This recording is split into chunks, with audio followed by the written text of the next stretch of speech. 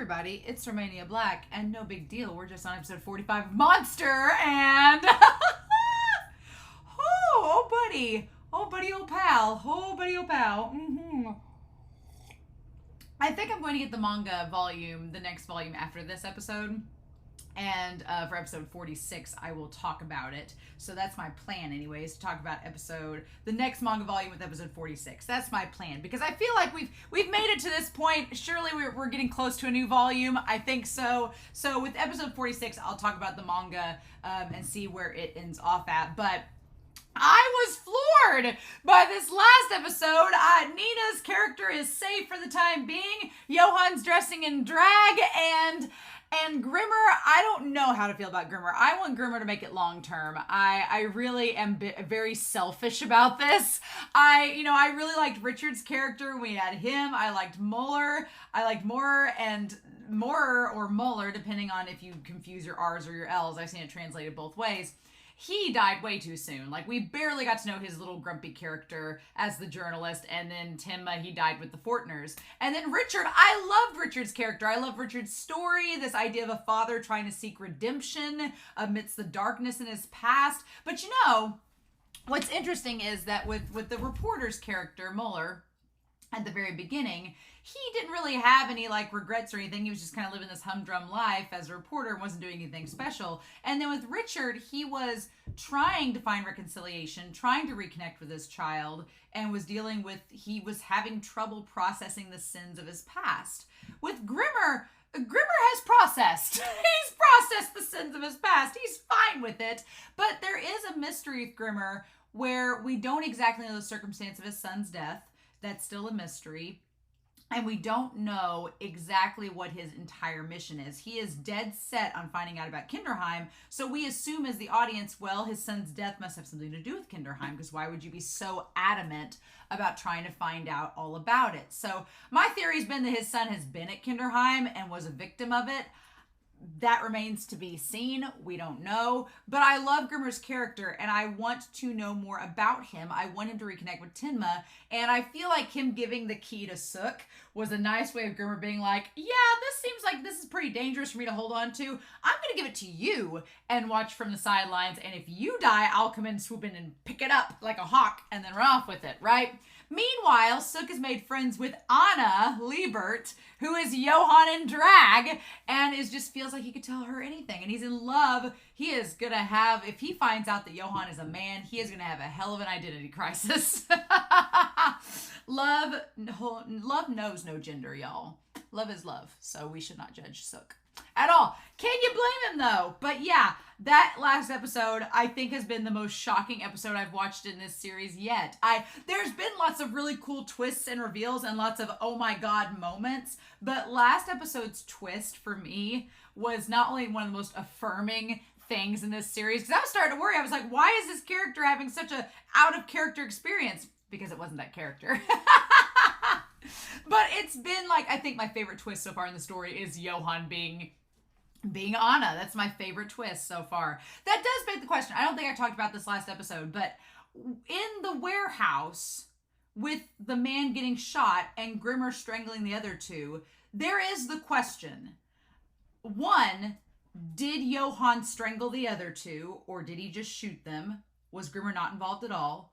Two, did Johan shoot the one and Grimmer strangle the other two, and then Johan just left them? And three, why? Why was Johan there? Why did Johan save Grimmer and let him go? I mean, obviously the answer would most likely be he knew Grimmer knew the location of the key.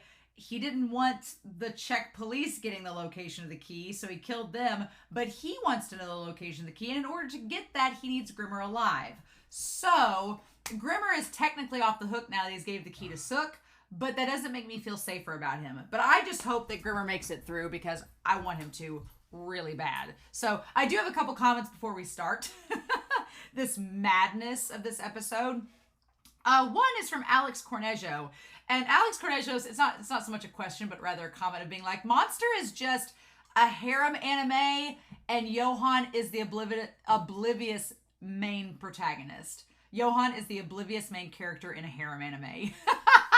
Except all the people interested in, are we saying that Tenma is yandere? everybody's obsessed with Johan, all the organizations, all the peoples, and Johan's just like, what? Who? Me? Although I feel like in the last episode, Johan's pretty in the know. He's not a clueless or oblivious main character. Nah. He's pretty on the up and up. But I thought that was really funny. And then I just like the idea that all these people with messed up ideologies are trying to get to Johan. Johan's like, I just want to dress in drag and cause chaos. Is that so much of a problem? Oh, it's great. Jimmy Russell talked about this really cool concept that dinners throughout this show, anytime characters have dinner together, it's a sign of humanity. Like, and that goes back to Eva and the one guy having dinner, with Grimmer and Timma having the picnic, with, I guess, Timma and Junkers, did they share a moment and share any food? Right? Maybe, possibly. And then there's like a dark side to, but then Johan's like the dark side to that, where you have all these characters gathering, eating, like Dieter and Nina and Timma, like sharing food and camaraderie and building this sense of humanity between them all. And then Johan's kind of like the dark version of it, where for Johan, sharing food is death. He gives the doctors candy, he gives the detectives candy, they die. So for Johan, and Johan would never see eating with anybody. So there's this really interesting dynamic and contrast going on, where you have all these people sharing their humanity together with food, and then Johan's either by himself, or when people eat, like the dinner with Wolf, where they all died at the dinner after the pair. Yeah, anytime a dinner is associated with Johan, death. Not good. Not cool. Carl is fortunate he got out alive. I'm just saying.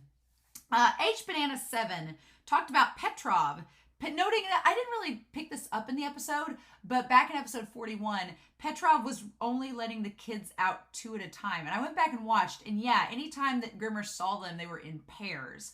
And I thought that the reason behind that was that, one, it was like a buddy system. Like, none of the kids went out by themselves. They always had a buddy in case something happened to run back and tell Petrov. And 2, you couldn't have a whole gaggle of boys wandering around, because it would be a sign that they were all coming from the same house, which could clue the authorities in that Petrov was running an illegal orphanage, which is not what Petrov wanted to be found out. So it was kind of like a built-in safety measure. But then Grimmer comes along, and the first time they all go out to play soccer together is when Grimmer takes them all together. So I thought that was a very clever narrative thing that H-Banana picked up on that was really, really cool. And then finally, Little Dude talks about how Lunge talked about the different perspectives. Lunge is not reliable. He's just focused on convicting Tinma and proving himself right. Tinma is too focused on the future and stopping Johan. And Grimmer, this is the thing. Lunge is focused on the present. Lunge is focused on the present and convicting Tinma. Tinma is focused on the future and stopping Johan, and he's obsessed with it. Grimmer is the only one at this point in the story who's focused on the past and figuring out, how did we get here? Lunge doesn't care how we got here. He doesn't care where we're going. He's just focused on the here and now. Tinma, I thought, was going to be the one to delve into the past, like once we got going in the series. But no, he's become so obsessed with Johan and stopping him from being, violent in the future. He's no longer looking for answers from the past. Grimmer's the only one digging up the past information. And I feel like Grimmer needs to not only know how we got here, but possibly to tell Johan, or tell Tinma, to stop Johan in the future. Because it's one of those things, those who don't understand the past are doomed to repeat it. And so I feel like Tinma needs to know the past, but that's not his main objective at this point. So I'm really excited. I am going to get the manga. I am going to get it and order it and see. I feel like it's been long enough that I'll be able to talk about it next episode, with episode 46, and we can kind of talk about it there. I think that'll be a lot of fun. But y'all, I've nearly talked for 10 minutes, but I was so hyped up from last episode. It was one of my favorites. I'm so excited now. I just can't wait. I'm really curious. I'm curious to see where we're going to be going with this, now that we know Johan is disguising himself as Anna, but Sook doesn't know, as far as we are concerned, and Grimmers gave him the key. So we'll see, right? We shall see. But in any case, I hope you all enjoy this reaction. But we're going to start episode 45 of Monster. And we're going to do that here in 3, 2, 1. And let's do this, y'all.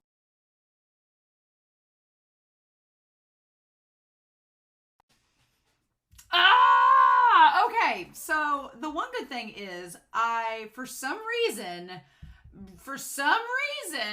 Johan is keeping Grimmer and Suk alive. And that's the only good thing that's coming out of this so far. Because I thought that, you know, Sook was in a lot of trouble this episode. I really thought Grimmer and Sook were in a lot of trouble. I was like, no. And it's so bizarre.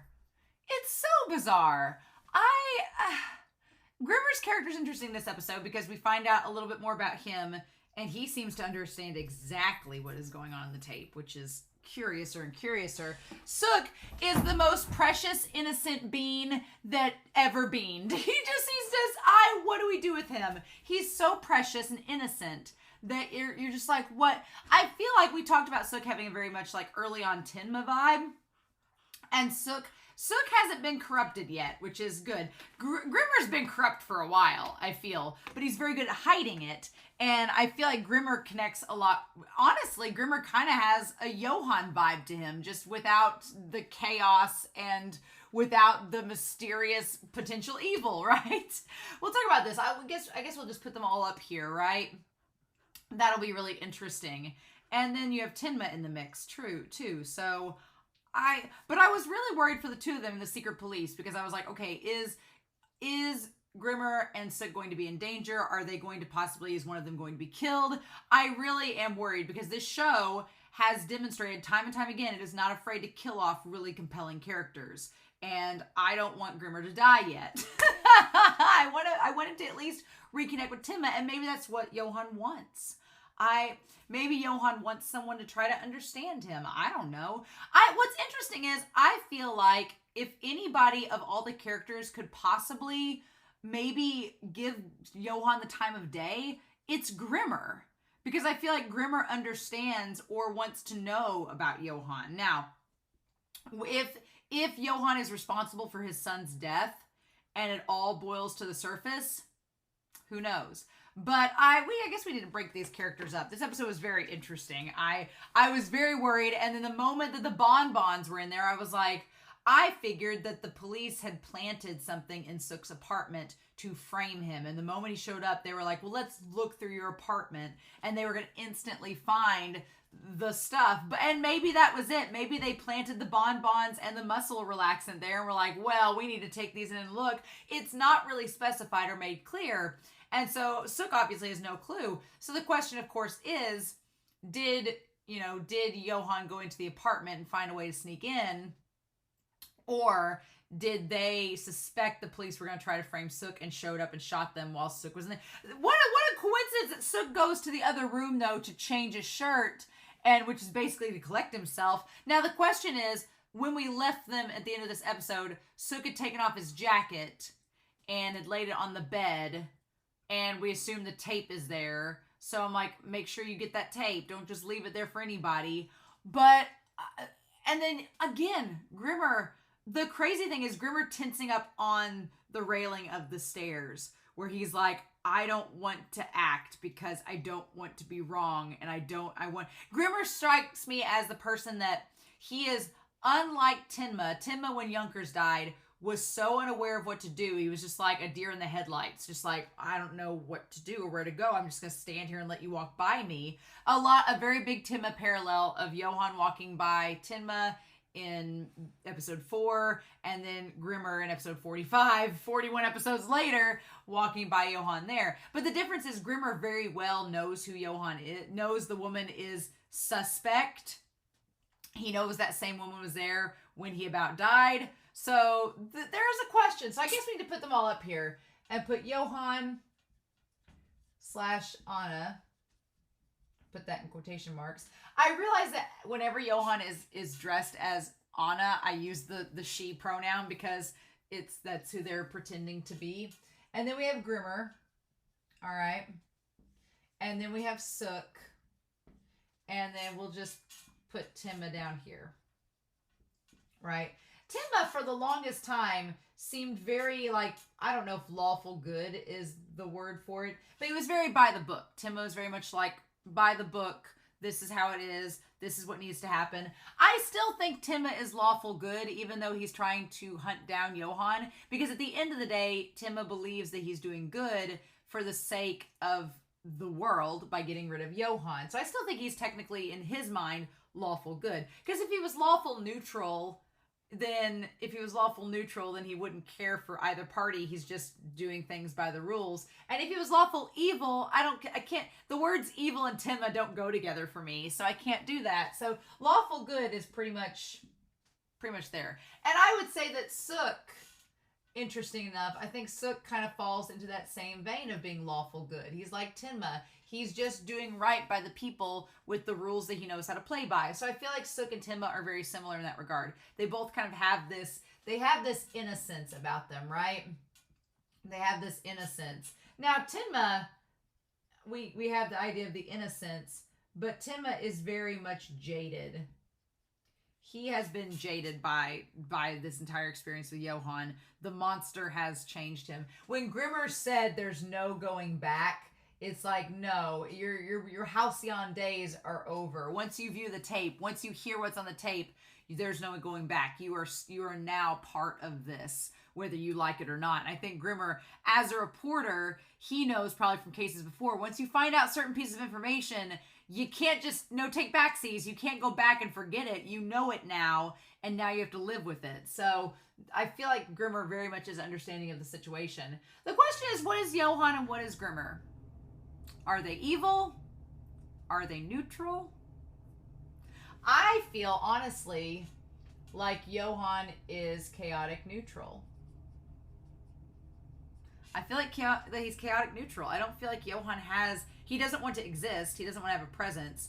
I can't say that he's evil. I don't like the actions he's taking throughout the story because they read like a villain, right? They read like a villain. But at the same time, it's chaotic, right?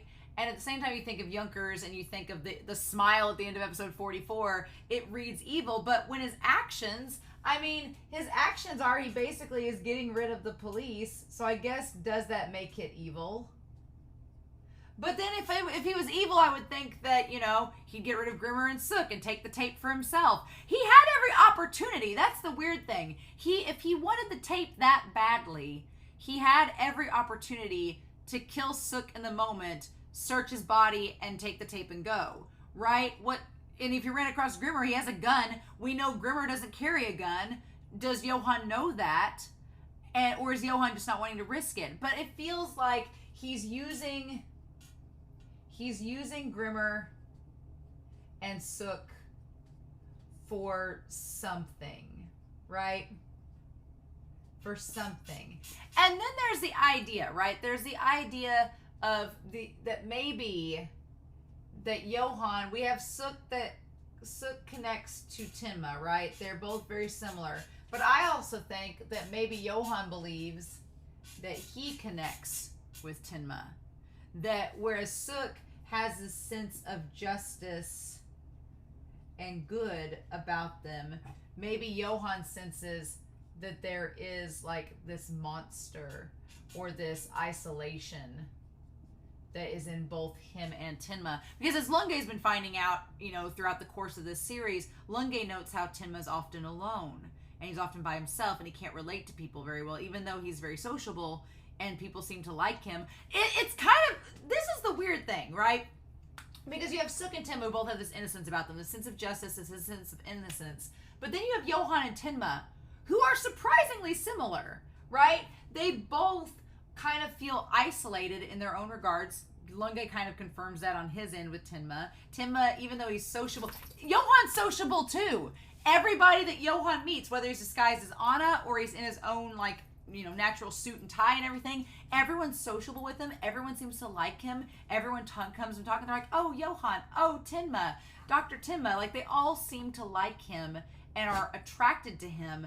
But there's not a sense of relationship or camaraderie like you would normally see between people. There is a degree of separation where both Johan and Timma feel isolated. And I think maybe Johan senses that in Timma, and maybe Johan's trying to test Timma to be like, do you have the monster in you like I do? And does he? That's the big question of the series. Does Timma have the monster inside of him like Johan does? And what even is that monster? Is it self-fabricated? We're going to talk about the tape and the storybook and all of that. Then the question is, where does Grimmer fall in all of this, right? And I say Grimmer and Lunge are kind of both characters that are kind of opposite each other, where you have Lunge, but I think Lunge and Grimmer are the same in that they are both just neutral. I think they're neutral. Now you could say that they might be lawful neutral. Maybe they're lawful neutral in that they're not really working. I mean, even though Lunge is a member of the police, let's be real, Lunge is really only working for Lunge. The police just give him a paycheck so he can buy food to live. But Lunge is not devoted to them by any stretch of the imagination. Sook is devoted to his police job. Sook is devoted to the dream, to the goal, to the police force, to the purpose. Lunge is just out to figure out things for Lunge's sake. He doesn't care about the police force at all. No. And Grimmer, he's a freelance journalist. He's not tied to any association or organization. He doesn't care about them. He's only out for himself as well. What's interesting is that Grimmer and Lunge, they both seem to want to prove their own truths.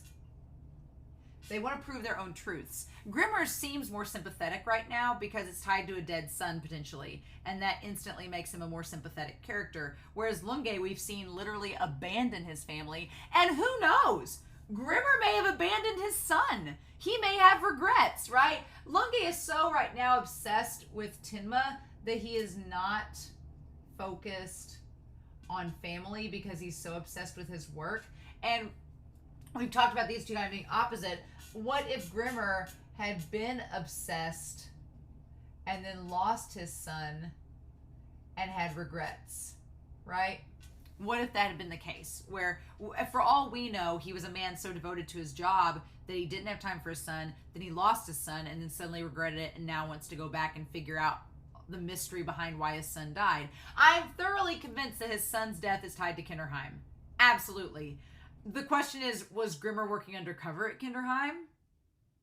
Was he? He's been there. He's been to Kinderheim before, right? Grimmer has been to Kinderheim. Now the question is Grimmer a product of Kinderheim? I hadn't even considered that until this episode, but I'm like, why would he have been at Kinderheim? Why would he have been there? Was he working undercover and potentially infiltrated as a teacher right before the fall? Did his son get shipped there? And when he found his son's body, he went into Kinderheim and saw the fan blades, and his son was dead right before it. Could his son possibly be in the OP along with Johan, right?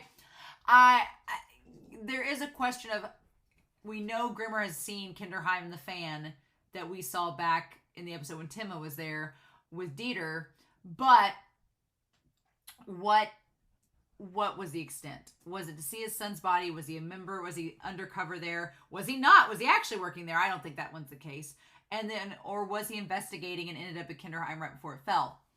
We don't know. I want Grimmer's character to stick around long enough for us to find out those answers, for us to know. If we get sudden backstory and he dies, I'll be heartbroken because I love Grimmer's character so much. But if that's what it takes to find out answers, okay. But I want to know what is the extent of his being there, right? What is the extent? He knew Petrov enough. Did he know Petrov because he was there and saw Petrov at the time, but was undercover, so he couldn't really get all the details? I don't know. But I do think he's neutral, like Lunge. I think that Grimmer doesn't really Grimmer's working for his own agenda and not necessarily any particular sense of good or evil. He just wants to find out the info that he needs and do what he wants with it. And what that is, we as the audience don't exactly know yet. And, Johan's pretty chaotic, but we don't know what his end goal is either. So this episode was so fascinating. So basically this big old scandal in the police has happened, and they all are like, well, this was a problem. We lost 3 guys that were tied to the secret police. They're like, well, don't worry. The dark tendencies of the Prague police have all been wiped clean. We're all great now. Nothing wrong here. No corruption here. We drained the swamp. We're good to go. And I was like, bullshit. Sure, you guys are just panicking because 3 of your members got killed and you don't know how or why. Yeah, I'm sure the swamp is clean, right? I will say in this opening scene, Sook looks really good in this episode. Sook looks way more mature in this episode than he has been the last several episodes since we've met him, which is fascinating to me. What's weird too is that we've only known Sook for 2 episodes. We've only known him for episodes 43, 44, and this is 45. I feel like so much has happened in this series, and it's been like 3 episodes. I'm like, what? I feel like we've known these characters forever, and we've known them for less than 5 episodes total. What is happening? We've known Grimmer for 5 episodes, and that's it. And one of the episodes he wasn't even in. It's really crazy. So this new chief of police, I don't hold high hopes that he's scot-free as well. And so this 5-member senior investigation team, now it's a 3-member team, has been assigned this task force. What's interesting is the 2 on the left-hand side are the 2 that die in this episode, and they're the 2 that are off isolated from the other 3. So that's a fun time. That's fascinating. I was trying to see if anything stuck out in the crowd. It did not. So I'm like, One thing that Sook has going for him in this is that he is honest and genuine to a fault. Like, that is the one thing about Sook's character, is that he has a reputation for being a cinnamon bun. Like, he is a literal lamb. And everyone on the police force seems to know that. And he's been promoted to, like, chief of investigation. And I'm like, dude, this is the guy that couldn't give a press conference 2 days ago. But he's so innocent and sweet-natured that you wouldn't expect that people trust him, right?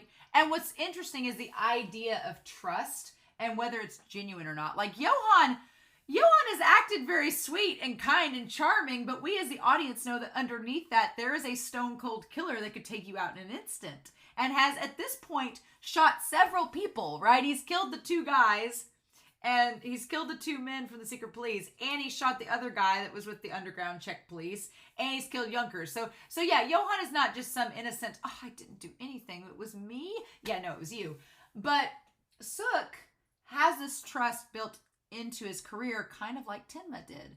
Timma was trustworthy as a doctor, just like Sook is trustworthy as a policeman. But we start to see him, like, he tries to tell a white lie and be like, oh no, I know I'm meeting with you, Grimmer, but it's just, to find out information. And I'm like, but they asked you if you had saw him and you said no. So what do we do with that? Do you know anything about him? And Grimmer, just as cool as a cucumber, says, no, I haven't found anything out yet.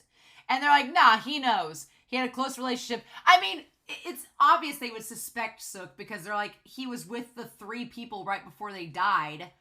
It would be only natural he'd be first on the suspect list, even if he's trying to play it cool. And they're like, go chase after him and tail him and see what's going on. And then we have the OP. What's crazy is, yes, at the top of the stairs, we see the stairs going up, and I feel like that's the stairs going up to the room that Sook was in. Huh. So now the question is, that we have the fan blades, right? The fan blades there. And then the note, the monster inside me is growing. And we see the little boy turn around and he's a man. I mean, Grimmer's older than he looks. Grimmer talked about in 1982 bringing a toy to his son.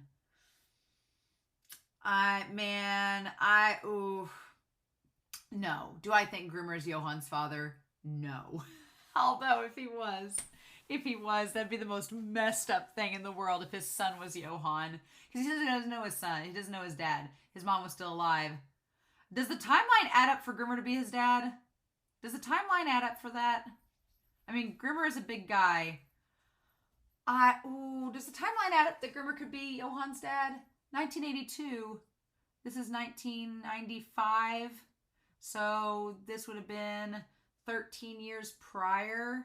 So if they're 21, they would have been like, what, 8 years old? I mean, it lines up. I don't know, dude. Grimm's fairy tales. Oh no. Did we call him Grimmer because to make a red herring? No. Grimmer is not Johan's dad. No. No. No, Grimmer's not. Nope. Mm-mm. I don't think so. Everybody in the comments, everybody in the black boxes on Discord is gonna be like, Romania thinks that Grimmer's Johan's dad. Ha ha ha. Yeah, no. I don't really. There's like a 5% chance. 5% chance that Grimmer is Johan's dad. 5%. Not very big. No. He says his son's dead. He would have known if he had twins. No. This show makes me try to convince myself of things that I know are not right.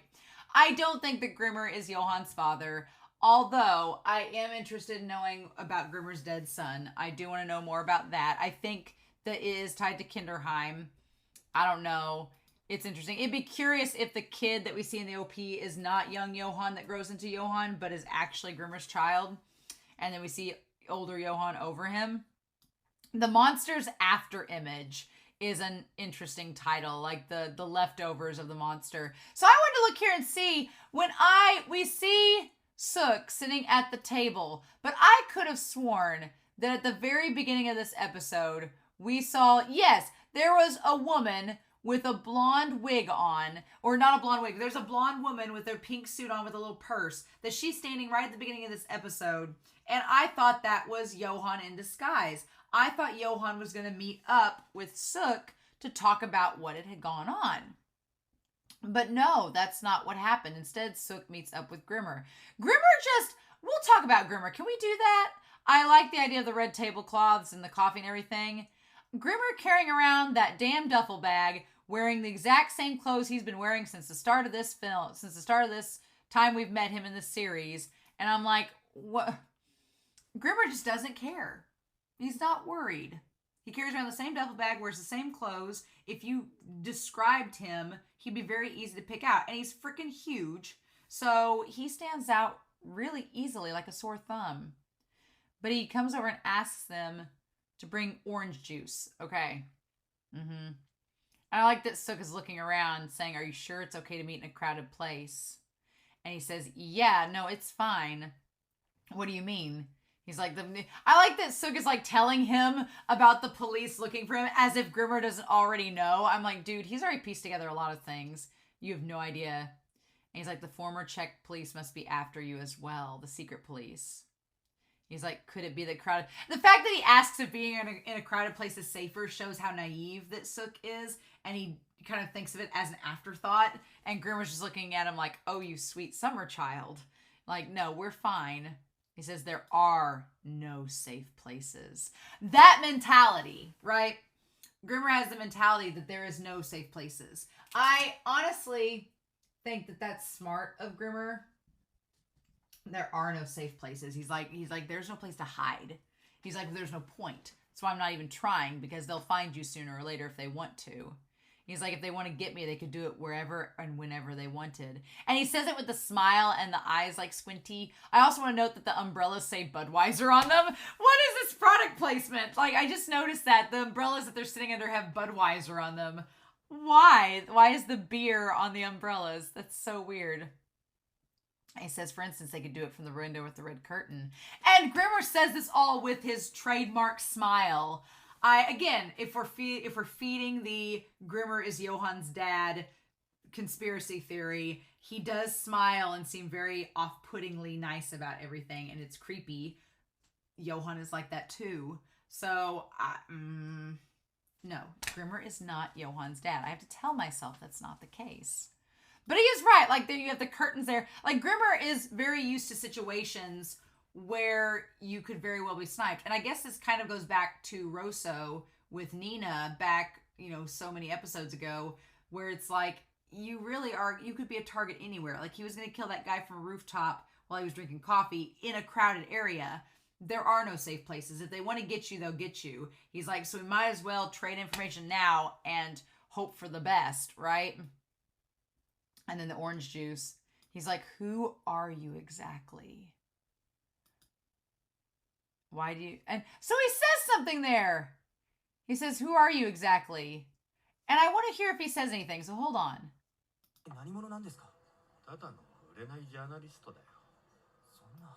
What did he say? Damn it! The subtitles cut out. We've been talking in the Discord about this. I love Anthony's files. Like these files, I love them every week because I have no clue what I'm going into. But a line is left out. And he says, why do you have to go through so much? So does he just say he's a reporter or something like that? In the comments, you all will have to tell me what he said there because I'm sure it's nothing of consequence. But I'm so curious now because I want to know. And he says, why do you have to go through so much? He's like, I just step into things a little too deep.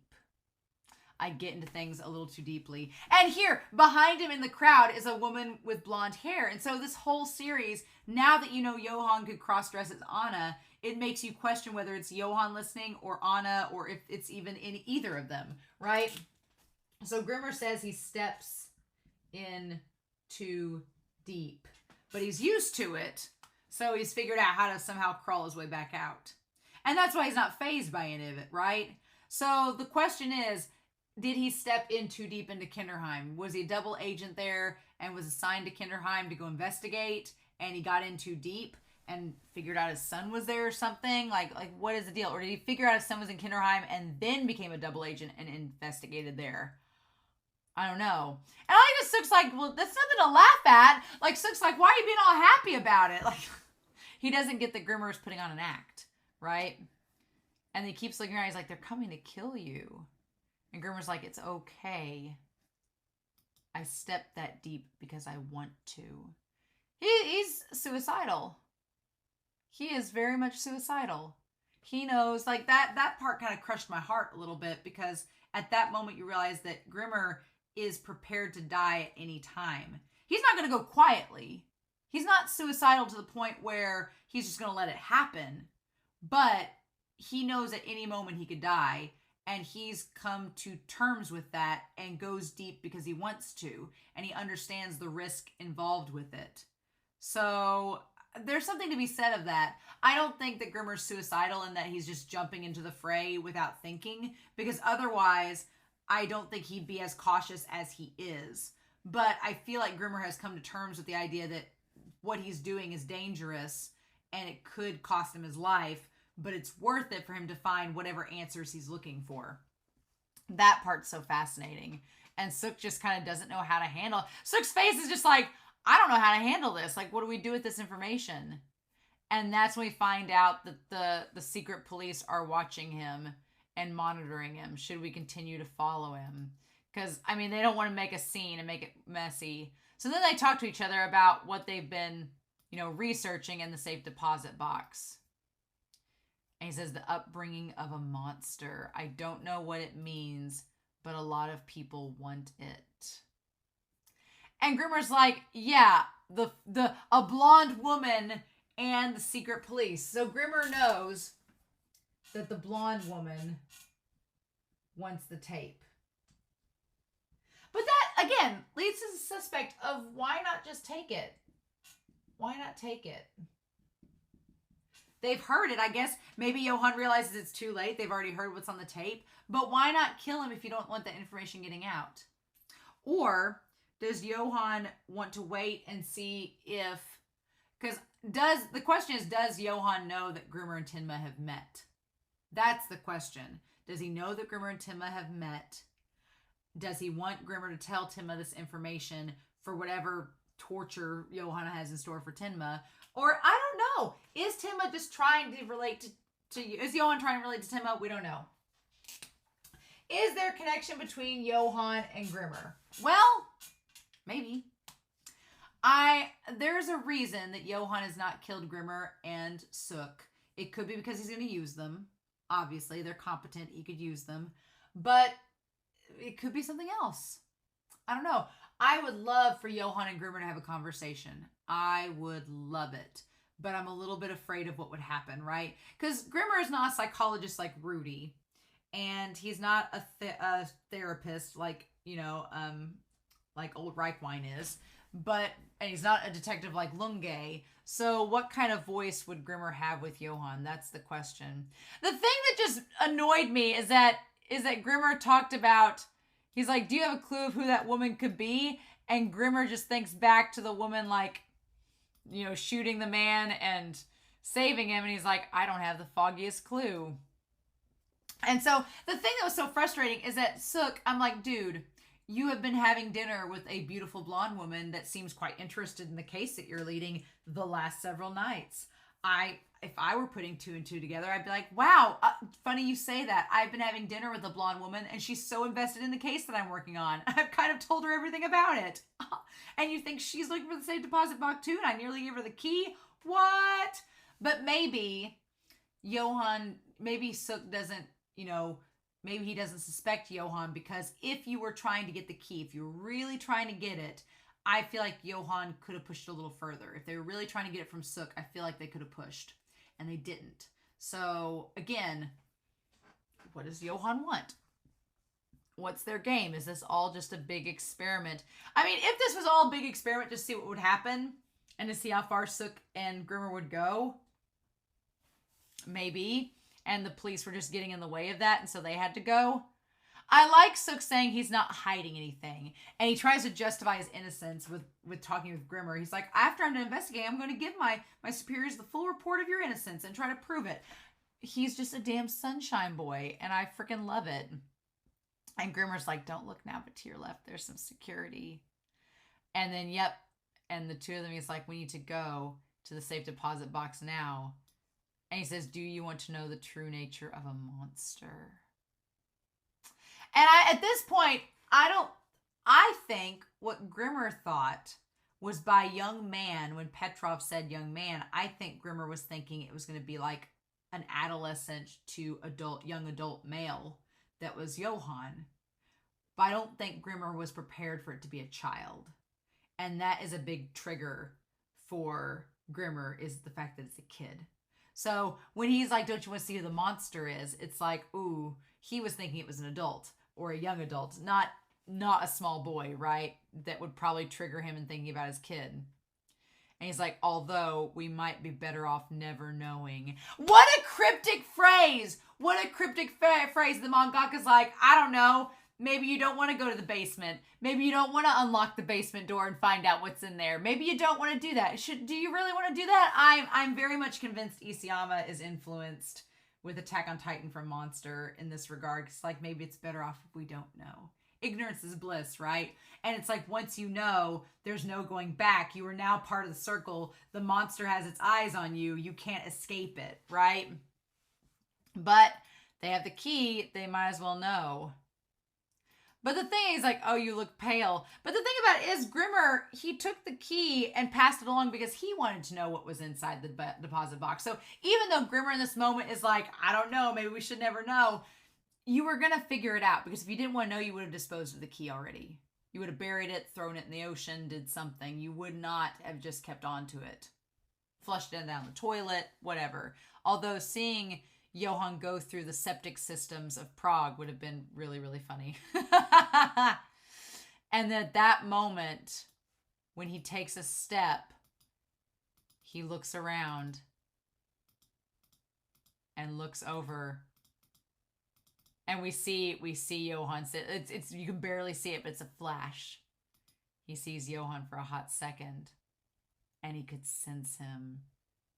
The woman is close. Oh, and then he's like, oh, no big deal. We're fine.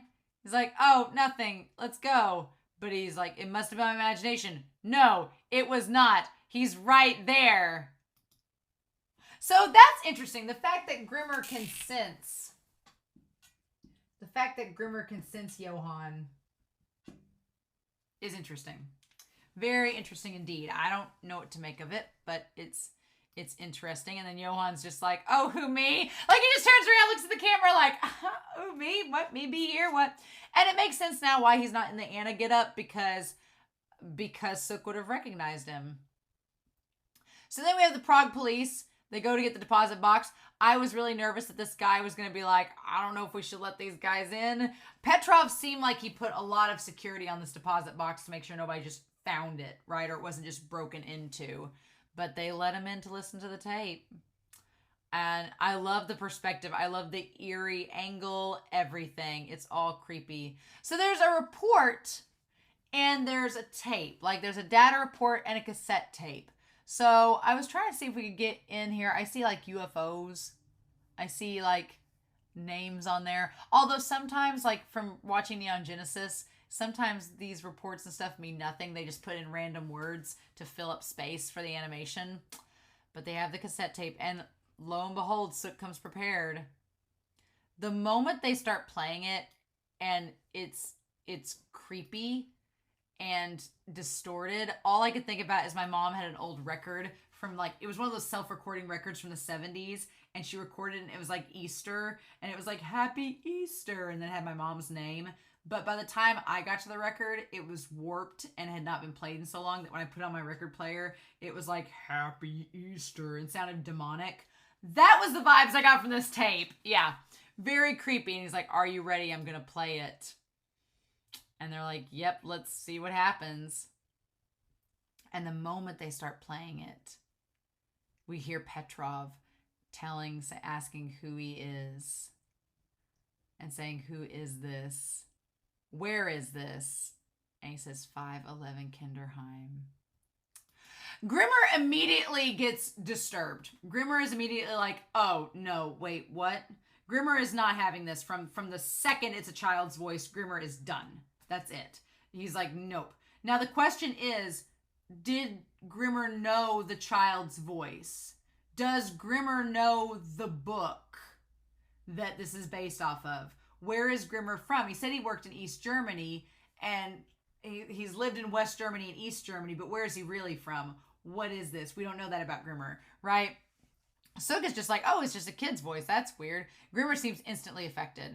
What is your name? And he says, my name is Johann.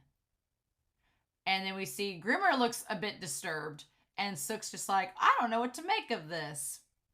And so then we have the halfway point of the episode. I'll ask you again. My name is Otto and Hans and Thomas. And he starts saying the story. He starts repeating the names from the story. He's on drugs while this is going on. So he's just remembering the story like it's the last thing that was read to him before he left. There was a monster without a name. I mean, he's just saying the story that we as the audience have read. Sook doesn't seem that affected by it. But Grimmer's like, very not having this. I was waiting for Anna. Who is Anna? I was waiting for Anna while reading that picture book. So at some point, the picture book is tied to Johann waiting for Anna. Now, do we think that Johann, we talked about the bar last episode, the three frogs. We talked about the bar and that the mom left with one of the twins, and we think one of the twins was left behind. Do we think that Johann was left behind and was reading the picture book waiting for Anna to come back? Or do we think that Johann was with his mom given the picture book and waiting for Anna to catch up with them? I think it's one of the two. And it would make sense if he went with the mom and then was kidnapped and taken to Kinderheim and she was killed and Anna ended up in another orphanage. Or it would make sense that he lit the fire while he was left behind. But he doesn't mention anything about that. But we don't get to listen to all of the tape. The tape is really long. I was hoping we'd get more with the tape, and maybe we will. Maybe it'll get passed off to somebody else. But he's like, I was reading from the book. And then Grimmer's face when he says this boy is being questioned under the influence of drugs. Like, I think Grimmer was under the assumption it was an older child, like a young adult that was under the influence. Because when it says the kid that started, when Petrov said the one that started the riot, that's the monster, we have a tape of them being under the influence of drugs, talking about their experience. I think Grimmer assumed it was like someone that was 17 or 18 or a young adult at Kinderheim that led this mass murder, not a little boy. And Grimmer's connection to his son, I'm sure, is tying into this. Grimmer probably didn't think a kid this young would be under the influence of it. He just seems really sad and horrified by this. He says, where is your father? I don't know. Your mother, I think she's alive. So, again, that could mean either he went with the mom and was separated or was back at the house and was separated that way and isn't sure if she's alive or not, but his daddy has no clue about the fact that the father's like missing out of the picture. Again, Grimmer just gets more and more creeped out by this. You're quite an exceptional boy. My thing is, why is he telling me he's an exceptional? He's answered like 3 questions and they weren't even important questions. Are you afraid of anything? What's the thing that frightens you the most? Nothing. I'll ask a different question. Yeah, nothing. He doesn't respond. What is his fear? He doesn't say. I would love to know what Johan is afraid of. Is it afraid of being alone? Is it afraid of not being around anyone? But he wants to erase his existence, so what do we do with that? And he says, have you ever killed a person? And Sook's like, why would you ask a kid if he's ever killed a person? Grimmer, at this point, is so fascinating to watch because he just gets more and more disturbed as the conversation goes on. Because Grimmer's thinking probably, okay, are they brainwashing this kid? Are they suggesting it's okay if he kills? Or has he killed before? Have they tested this? Like, Grimmer's probably running through, like, what do these questions mean? What are they implying? And he said, many people died. So many that it seemed like Anna and I were the only 2 people in the world. And he's like, where was that? We get no answer. He says, I'll go back to the other question. What is the thing that frightens you the most? He says, the monster inside of me is getting larger. Uh-huh. And then he says, the crunch, crunch, munch, munch, chomp, chomp, gulp. Like, just does the thing. It's just like the fear that Johan has is that the monster in him will devour himself and those around him. That'll end up happening. Which, is that a sign that is that why Johan wants to erase his existence? Because he's like, I know this monster's inside of me and it can come out at any moment. And if I'm around people, it will just put them in danger. So I want to erase myself from existence so that that won't happen. Is he that self-aware? Is that what he's trying to do? Or is it him just saying like, this monster inside of me could hurt some other people? Can Grimmer relate? Because Grimmer seems like at this point, he's just like, cannot stand this. He's like, what the fudge is happening? And Grimmer like, to see this kid under the influence of drugs talk about a monster being inside of him, that is the thing that frightens me the most. Yes, the fact that there is monster in him. And then the tape cassette, we see the fan blades, right? And that's when Grimmer like shuts the tape off and is about to throw up. Grimmer's been to Kinderheim. He's been to Kinderheim. He knows exactly what's going on. He knows, either he knows Johan, he knows the kid that we're talking about, or he either knows the kid we're talking about, or he's been there and seen the aftermath and has seen, it could be that he's been to Kinderheim in the aftermath and saw the kids dying. Maybe his son was one of the ones that died there and he saw him dead there and was like, what kind of monster would do this? And is now listening to this tape and realizing this was a child that was terrified of a monster inside of him coming out and causing harm to others. And he's seen the aftermath, the after image of a monster, the monster's after image. Grimmer has seen it. He knows the destruction that Johan has caused, but he didn't know who Johan was. He's been trying to figure out what monster was responsible for the death of possibly his kid or all the people at Kinderheim. And now he knows that it was this little kid and that the signs were all there and nobody did anything. I'm convinced that that's Grimmer's like, that makes me sick that nobody stopped this or did anything. Uh-huh. I feel like I'm going to throw up. And Sook's like, what's wrong? He says, are you okay, Mr. Grimmer? And I'm like, you just told you he's about to throw up. Of course not okay, you lamb. Like, what the fudge? He's like, yeah. What is on this tape? Is this a monster's true nature? I don't understand it. And Grimmer even if we don't know what it means, there are plenty of people who want to get a hold of it. All of them. Yeah, the Chekhov police. It's the same if you listen to just the beginning or if you listen to all the way through. You can't go back. Yeah, he's like, you know the truth now. Now you know about Johann and the monster, and you know what they all want to find out, so you can't erase it. It's over. It's done. You know the truth. You can't go back. Grimmer, it's like Grimmer was like, well, we didn't want to know, and now we know. But I'm so fascinated by the concept of how much does Grimmer know about Kinderheim? How much does he know about Johann without knowing that it was Johann? What's the deal? I just want to know. Come on, show. And Sook's like, okay, well then what do we do?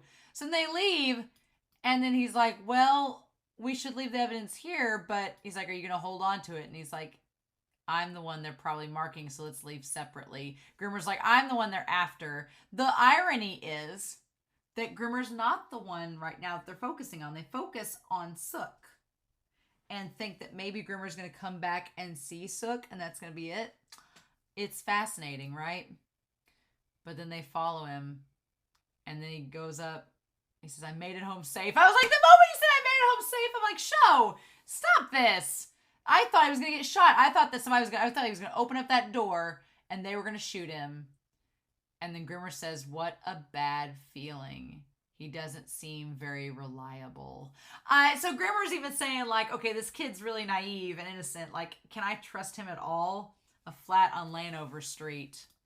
He's like, I got a bad feeling about this. Like, very the Han Solo of it all. And then these two guys come here, Novak and Xander. Or No More and Xanadu Dead. Yeah, I was like, you guys got wiped out real quick. And so that's the question. And so then they start searching his apartment. What I love about this moment is that, again, Sook is so innocent. And he's like, do what you want. I have nothing to hide.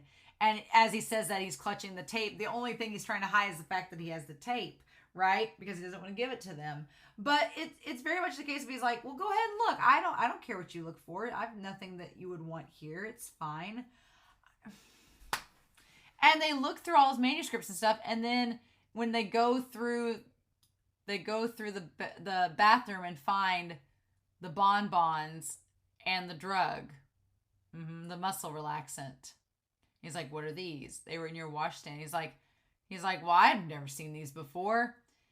And then Sook's like, what the heck is this?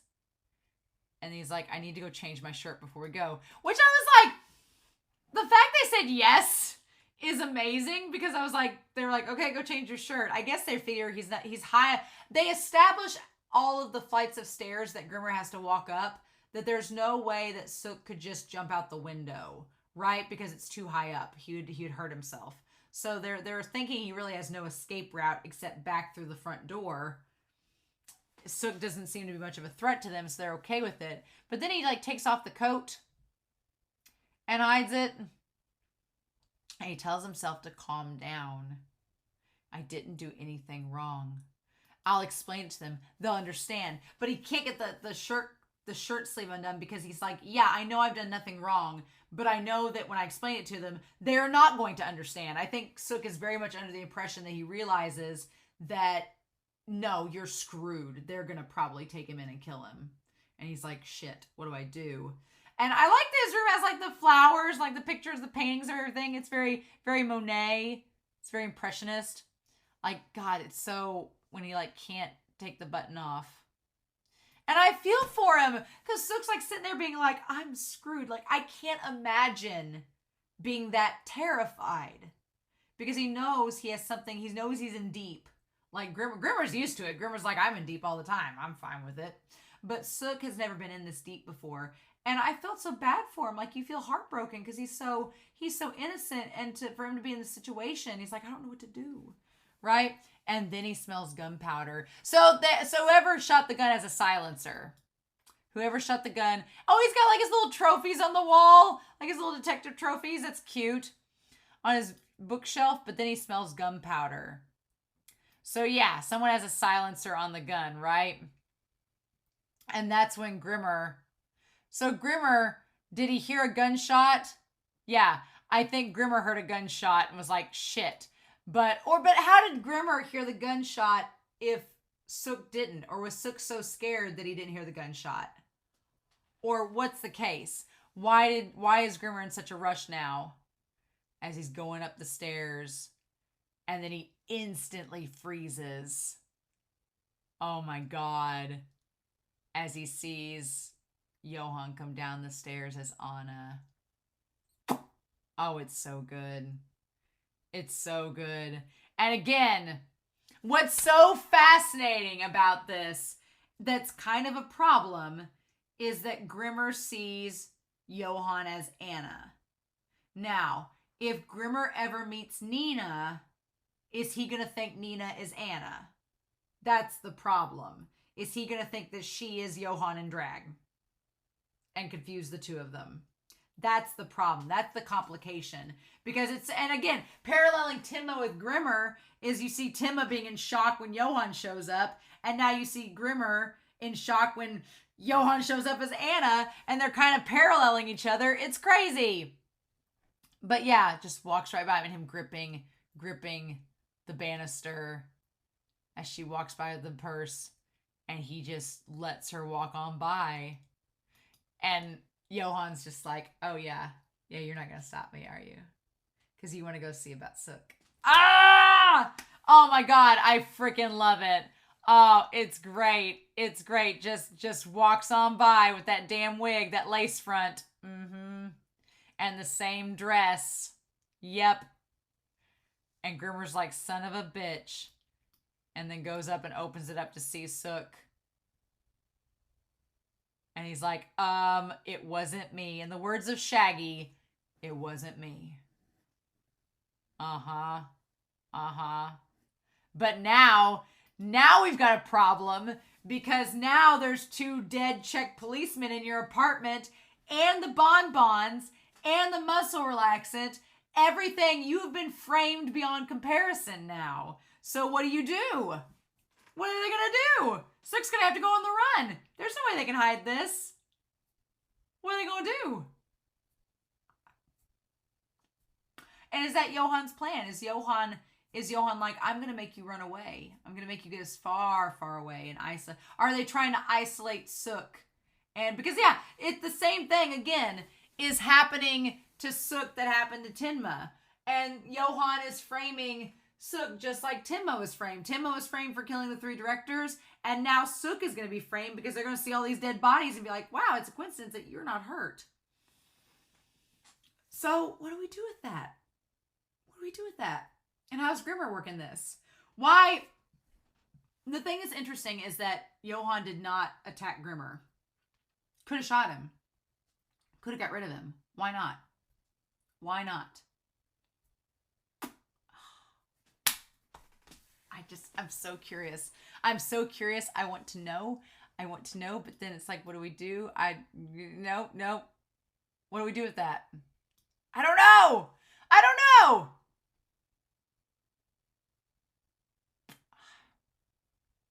All I know is that I'm really curious to see what's going to happen next. I will probably get the manga volume for next and talk about it with episode 46. But in the meantime, I hope you all have a wonderful week. Please stay safe, take care, and I look forward to hear your comments and see them down below, but I'll talk to you all very soon with more Monster. Bye!